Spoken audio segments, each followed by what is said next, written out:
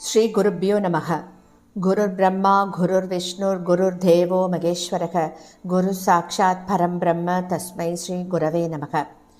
சதாசிவசமாரம்பாம் சங்கராச்சாரிய மத்தியமாம் அஸ்மதாச்சாரிய பர்யந்தாம் வந்தே குரு பரம்பராம்.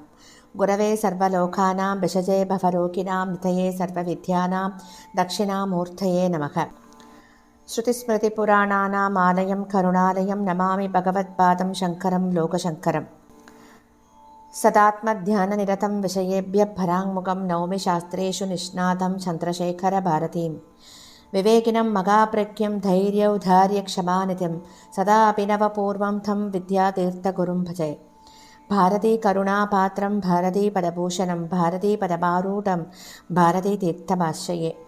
विद्याविनयसम्पन्नं वेदरागं विवेकिनं वन्दे वेदान्ततत्त्वज्ञं विदुशेखरभारतीम्. அனைத்து பெரியோர்களுக்கும் நீலாயுதாட்சிகுமாரின் நமஸ்காரங்கள். பிரதி குருவாரம் நம்ம சிங்கேரியில் சங்கரை பற்றி கேட்டுருக்கோம்.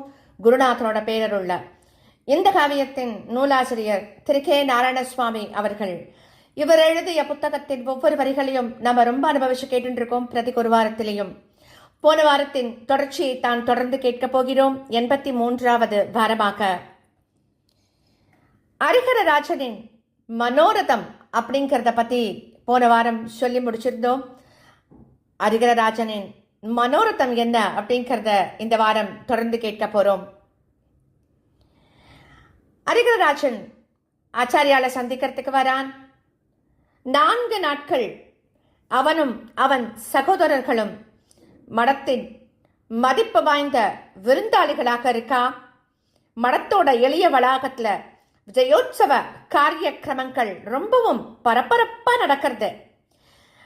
அங்கங்க ஹோமங்களும் ஜபங்களும் பூஜைகளும் நடப்பதற்கெல்லாம் பந்தல்கள்லாம் போடப்படுறது. வெவ்வேறு இடங்கள்ல நூற்றுக்கணக்கான ஜனங்கள்லாம் அமர்ந்துண்டு போஜனம் பண்ணுவதற்கு வசதியாக தனித்தனியா பந்தல்கள்லாம் போடப்படுறது. தனித்தனியாக சமையல்களும் செய்ய ஏற்பாடெல்லாம் செய்யப்பட்டிருக்கு. துங்கா நதியின் மணற்பாங்கான பிரதேசங்கள்ல இருந்து பெரிதும் சிறிதுமான கற்கள்லாம் அகற்றப்பட்டு வெள்ளை வெளேர் என்ற மணல் நிரவப்படுறது. அங்க அக்கம் பக்கத்து கிராமங்கள்ல இருந்து சமிருத்தியாக அரிசி பருப்பு முதலிய தானியங்களும் காய்கறிகளும் பாலும் தயிரும் வந்து இறங்கிண்டே இருக்கான். சாம்ராஜ்யத்தின் சக்கரவர்த்தி ஜகத்குரு இருவருடைய அன்பையும் பெறுவதற்காக வெள்ளை மனம் படைத்த கிராம ஜனங்கள் போட்டி போட்டுண்டு எல்லாத்தையும் தாராள மனத்தோடு கொடுத்து உதவராளாம்.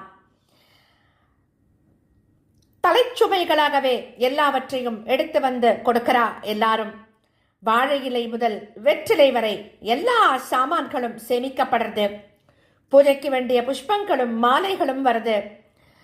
பெரிய சமையல் பாத்திரங்களை மாடுகள் பூட்டப்பட்ட கட்டை வண்டிகள்ல போட்டுண்டு சமயக்காரெல்லாம் பஞ்சபட்ச பரமான்னத்தையும் பக்ஷணங்களையும் தயார் செஞ்சுட்டு வராளாம். அந்த கிராமத்து ஜனங்களே எல்லா காரியங்களையும் நிர்வாகம் பண்ணி நடத்துறா. ஹோமங்களையும் ஜபங்களையும் செய்வதற்கு வந்த பெரிய பெரிய வேத பண்டிதாள்லாம் ஸ்ரீ பாரதி தீர்த்தரை வணங்கி தாங்கள் என்னென்ன எப்படி எப்படி செய்யணும் அப்படிங்கிறதையும் அவர்கிட்டேந்து தெரிஞ்சுக்கிறா. அவர்கள் பிரத்யேகமாக தங்குவதற்கும் அவ்வப்போது நதிகள் பிரத்யேகமான இடத்துல ஸ்நானம் பண்ணுவதற்கும் திரிகால சந்தியாவந்தனாதி கர்மாக்களை செய்வதற்கும் வசதிகள்லாம் செஞ்சு கொடுத்திருக்கா. அரசருடைய குடும்பத்தினருக்கும் முக்கியமான பரிஜனங்களுக்கும் எவ்வித மரியாதை தரப்பட்டதோ அவ்விதமான உயர்ந்த கௌரவம் அந்த வைதிகாலுக்கும் தரப்படுறது ரொம்ப விசேஷமா இருக்கு. தூரத்தில் தங்கியிருந்த இடத்திலும் ஆயிரக்கணக்கான போர் வீரர்களுக்கும் யானைகள் குதிரைகள் பல்லக்கு தூக்கிகள் முதலானவர்களுக்கும் விசேஷமான விருந்துணவு அளிக்கவும் ஏற்பாடுகள்லாம் செய்யப்பட்டிருக்கு. இவை எல்லாவற்றிற்கும் பின்னால் இருந்து இயக்கிக் கொண்டிருந்தவர் ஜகத்குரு ஸ்ரீ பாரதி தீர்த்தர் தான். அதே சமயத்துல அவர் விசாந்தியாக இருந்து கொண்டிருப்பவராகவும் ஜபதபத்துல ஈடுபட்டிருந்தவராகவும் காணப்பட்டது எல்லாருக்கும் ரொம்ப ஆச்சரியத்தை கொடுக்கிறது. ஸ்ரீ ஆச்சாரியாளால் தேர்ந்தெடுக்கப்பட்ட சுபமான சுக்கிரவாரத்துல ஜபங்கள் ஹோமங்கள் விசேஷ பூஜைகள் எல்லாமே திட்டமிட்டபடி சிறந்த முறையில் நடக்கிறது. நூற்றுக்கணக்கான குடங்கள்ல வைக்கப்பட்டு மந்திர ஜபங்களால் புனிதமடைந்த தீர்த்தங்கள்லாம் ரித்விக்குகளால் எடுத்து செல்லப்பட்டு துங்கா நதிக்கரையில கிழக்கு நோக்கி அமர்ந்திருந்த பக்திமான் ஸ்ரீ ஹரிஹரராஜனின் சிரத்துல அபிஷேகமா வர்ஷிக்கப்படுறது. பரிஜனங்களோடு பொதுஜனங்களும் கலந்து அந்த காட்சியை கண்டுகளிக்கிறார். அந்நிய மதத்தினரின் இரக்கமற்ற படை வீரர்களின் கொடுமைகளிலிருந்து தங்களை மீட்டவரும் வருங்காலத்திலும் தங்களுக்கு ரட்சகராக இருக்க போகிறவருமான வீர புருஷர் அல்லவா இவர் அப்படின்னு வியந்து வியந்து ஹரிஹரராஜனை மீண்டும் மீண்டும் பார்த்துட்டே இருக்காளாம் எல்லாரும். அந்தந்த கிராமங்கள்ல இருந்து ஆலயங்கள் எல்லாம் விசேஷமா பூஜை செய்யப்பட்டு புஷ்பபாலைகளின் ரூபமாக கொண்டு வரப்பட்டிருந்த பிரசாதங்கள் எல்லாம் அரசருக்கு ஆசி மந்திரங்களாக சொல்லி கொடுக்கப்படுறது. ஸ்ரீ சாரதாம்பாள் பிரசாதமாக ஒரு பெரிய மாலையும் குங்குமம் சந்தனம் போன்றவையும் கொடுக்கப்படுறது ஹரிஹரராஜனுக்கு. ஹரிஹரராஜன் எடுத்து வந்திருந்த காணிக்கைகளில் தங்கமயமான ஒரு பாதுகை ஜோடியும் இருக்கு.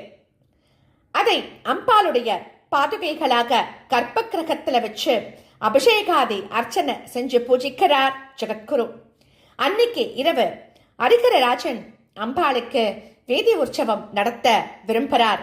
அந்த யோசனையை ஒப்புக்கொண்ட ஸ்ரீ ஆச்சாரியால் அந்த பாதுகா யுகலத்தையே புஷ்ப பல்லக்கில வச்சு ஊர்வலமாக எடுத்து செல்லும்படி உத்தரவு போடுறார். அதுவே சிங்கேரியில ஸ்ரீ சாரதாம்பாளுக்கு நடந்த முதல் வீதி உற்சவம். மன்னர் ஸ்ரீ வித்யாதேத்தரின் சமாதி ஸ்தலத்தில் சமர்ப்பணம் செய்திருந்த பட்டு துணி, சத்திரங்கள் அதாவது குடைகள், சாமரங்கள், தோரணங்கள் மற்றும் பலவிதமான பிருதங்கள் பல்லக்கின் முன்னால எடுத்து செல்லப்படுறது. நூற்றுக்கணக்கான தீவட்டிகளின் வெளிச்சத்தில் அவை மிக மிக அழகாக காட்சி தருது நமக்கு. அவற்றின் பின்னால் பல்லக்கை தொடும் தூரத்தில் விஜயநகர மன்னரும் சிங்கேரி ஜெகத்குரு ஸ்ரீ பாரதி தீர்த்த சுவாமிகளும் தங்கள் இரு கைகளையும் கூப்பிக்கொண்டு பல்லக்கை நோக்கிக் கொண்டே பின்னடையாக நடந்து வந்துருக்கா. அம்பாலோட பிரதிநிதிகளாக வைக்கப்பட்டு அலங்காரம் செய்யப்பட்டிருந்த அந்த ஸ்வர்ண பாதுகைகளுக்கு அங்கங்க மக்கள் மங்கள ஆரத்திகள்லாம் நடத்துறா, புஷ்பாஞ்சலிகள்லாம் பண்றா. பல்லக்கின் பின்னால் 3 வேதங்களின் விற்பன்னர்களும் வேத பாராயணம் செஞ்சுண்டோ அவா பல்லக்கு பின்னாடியே நடந்துருக்கா. சுற்றுப்புற சிறு சிறு கிராமங்களில் இருந்து வந்திருந்த கிராம ஜனங்கள்லாம் எல்லா வைபவங்களிலும் கலந்து கொண்டும் சந்தோஷமா கழிச்சுருக்கா. எல்லாரும் தங்களையே மறந்துடுறாளாம். எல்லாரும் அந்த வைபவத்தை பார்த்து மரத்தின் வெளியே சிறு தூரமும் மடத்தின் வளாகத்தில் ஸ்ரீ வித்யாசங்கரின் சமாதியை சுற்றியும் அந்த வீதிவலம் நடக்கிறது. ஏன்னா அன்னைக்கு சிங்கேரியில வீதிகள்லாம் கிடையாது. பல்லக்கு அம்பாளின் ஆலயத்தை அடைந்ததும் மங்கள ஆரத்தி செய்யப்பட்டு பாதுகைகள்லாம் கற்பகிரகத்தோட உள்ளுக்குள்ள வைக்கப்படுறது. அம்பாளின் சந்நிதியில் பந்தலின் கீழே ஸ்ரீ ஆச்சாரியால் அமர்ந்துகிறார். மன்னரும் மற்றவாளும் அங்கேயே அமர்ந்துகிறார். மன்னன் தன் இரு கைகளையும் கூப்பிக்கொண்டு, இந்த சன்னிவேஷத்தை விட்டு செல்ல எனக்கு மனமே வரல, ஆனாலும் கடமை அப்படின்னு ஒண்ணு இருப்பதனால் நாளை காலையில் ராஜதானி நகரத்தை நோக்கி பிரயாணத்தை தொடங்க உத்தேசிக்கிறேன். ஆச்சாரியர்கள் அனுமதி தரணும் அப்படின்னு பிரார்த்தனை பண்ணிக்கிறான் அந்த ராஜன் பணிவோட. ஆஹா, அம்பாளின் அனுக்கிரகத்துடன் நாளைய தினம் ஸ்ரீ சந்திரமௌலீஸ்வரருக்கு பூஜை நடந்த பிறகு அவருடைய பிரசாதத்தையும் பெற்றுக்கொண்டு புறப்படலாம் அப்படின்னு சொல்றார் ஜெகத்குரு. ராஜன் சொல்றான், ஜெகத்குரு அவர்களே, கோலாகலமாக பூஜைகளையும் ஜபங்களையும் ஹோமங்களையும் நடத்தி என்ன ஆசீர்வாதம் பண்ணியிருக்கேன்.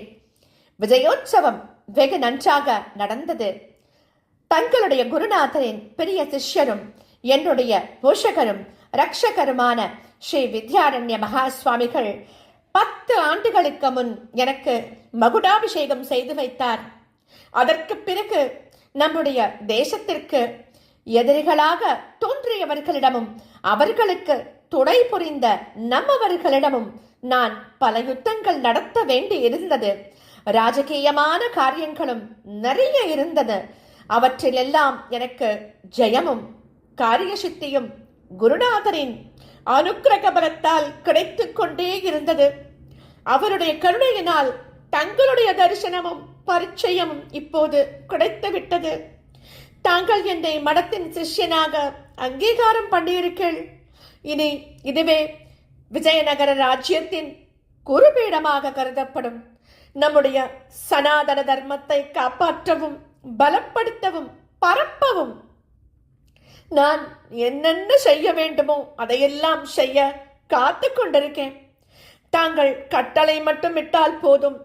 எப்போதும் ஆபத்துக்களின் நடுவில் இருந்து கொண்டிருக்கும் எங்களுக்கும் தாங்களே ரட்சகர்களாக இருந்து கொண்டு காப்பாற்றிக் கொண்டிருக்க வேண்டும் அப்படின்னு உணர்ச்சி ததும்ப விஞ்ஞாபனம் செஞ்சுக்கிறான் ஹரிகரராஜன் ஜெகத்குருவிடம். பரமசாத்வீகரான ஸ்ரீ பாரதி கிருஷ்ண தீர்த்தர் மனம் விட்டு பேசுறார். ஹே ராஜனே, துருக்கர்களின் படைகளினால் நம்முடைய சனாதன தர்மத்திற்கும் அதை ரட்சித்து வந்தவர்களுக்கும் மீண்டும் மீண்டும் ஆபத்துக்களே ஏற்பட்டு நம்முடைய மதமே அழிக்கப்பட்டு விடுமோ என்கின்ற பயம் எம் குருநாதருக்கும் எமக்கும் வந்தது. அந்த சமயத்தில் என்ன செய்வது? அந்த ஆபத்தை எதிர்த்து இருக்கக்கூடிய சத்திரிய பலம் இல்லாமல் போயிற்றே அப்படின்னு வருந்தி எங்களால் முடிந்த பிரார்த்தனைகளை செய்து வந்தோம். எம் குருநாதர் முடிவில்லாத தவம் ஒன்றையே செய்ய விழைந்து விட்டார். அவருடைய தபோ மகிமையால் ஒரு பலமான ஹிந்து ராஷ்டிரத்தை அமைப்பதற்கு நீங்கள் பகவானால் அனுப்பப்பட்டீர்கள். மீண்டும் நம் வேத தர்மம் தழைக்க வேண்டும். இடிக்கப்பட்ட தேவாலயங்கள் மீண்டும் கட்டப்பட வேண்டும். வேதியர்களின் அக்ரஹாரங்கள் மீண்டும் கட்டப்பட வேண்டும். மற்ற ஜனங்களும் அந்நியர் பயமின்றி அமைதியாக வாழ வேண்டும். அதற்கு தாங்கள் வழி செய்வீர்களாக. உங்களுடைய சேமத்திற்கு நாங்கள் பிரார்த்தனை செய்து கொண்டே இருப்போம் அப்படின்னு பதில் கொடுக்கிறார் ஸ்ரீ ஆச்சாரியால். ஹரிகரராஜன் எழுந்து நமஸ்காரம் பண்ணிட்டு மீண்டும் உட்கார்ந்துக்கிறான். இதற்கு அப்புறமா என்ன நடக்க போறது அப்படிங்கறத அடுத்த வாரம் தொடர்ந்து கேட்கலாமா? ஸ்ரீ சத்குரு பாகி, ஸ்ரீ சத்குரு பாகி, ஸ்ரீ சத்குரு பாகி.